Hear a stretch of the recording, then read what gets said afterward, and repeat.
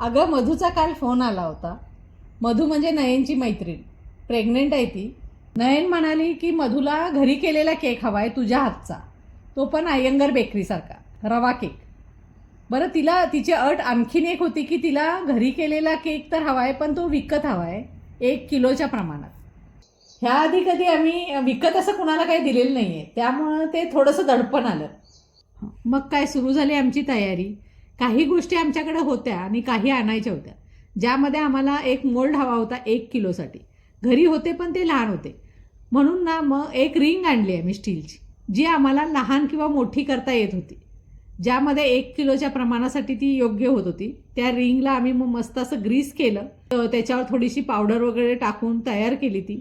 एका प्लेटमध्ये ना बटर पेपर ठेवून त्याच्यावर ती रिंग ठेवली.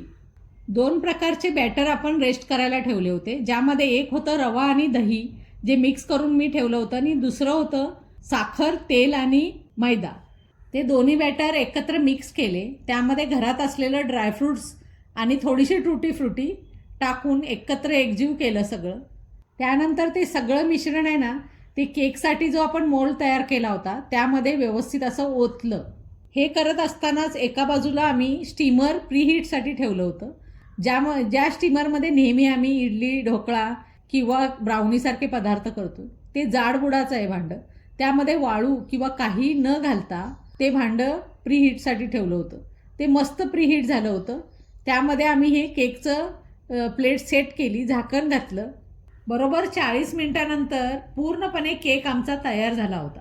केक थंड झाल्यानंतर मोल्डमधून तो आम्ही काढून घेतला आणि त्याचा बेस ना अतिशय छान खरपूस झाला होता. मधूला सुद्धा तो खरपूस भाग खूप आवडला. तशा प्रतिक्रियाही तिनं फोनवरून आम्हाला दिल्या. आता आम्हाला बघायचं होतं की केक आतून कसा झालाय. त्यासाठी आम्ही ना केकचा एक भाग काढून बघितला. मधूला विचारूनच आम्ही तो केक कट केला होता, कारण तो तिला घरी खायलाच हवा होता केक. केक आतून स्पंजी आणि दाणेदार झाला होता. त्यानंतर आम्ही बॉक्स तयार केला. बॉक्सच्या वर सिम्पल लिव्हिंगचा लोगो लावला. आतमध्ये केकवर ना एक थँक्यूची नोट लिहिली मधूसाठी. बॉक्स पॅक केला.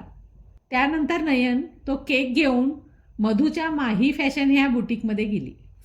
अशा प्रकारे मधूने तो केक खाल्ला. त्यानंतर सुंदर अशा प्रतिक्रिया दिल्या. थँक्यूची नोट होती तिची त्याबरोबर दिलेली, आणि केलेल्या कामाचं चीज झालं.